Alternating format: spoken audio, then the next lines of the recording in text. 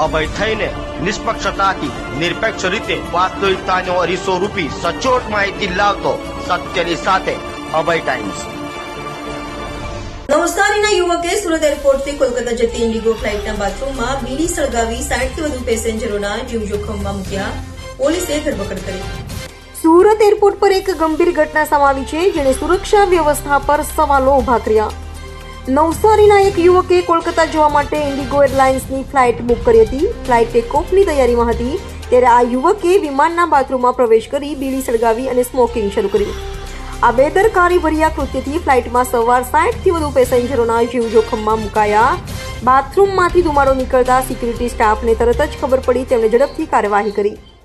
યુવકને બાથરૂમમાંથી ઝડપી લીધો અને તેની પાસેથી બીડી જપ્ત કરી। આ ઘટનાની ગંભીરતાને ધ્યાનમાં રાખી સિક્યુરિટીએ તાત્કાલિક ડુમસ પોલીસને જાણ કરી। પોલીસે ઘટના સ્થળે પહોંચી યુવકને કસ્ટડીમાં લઈ કાયદેસરની કાર્યવાહી શરૂ કરી।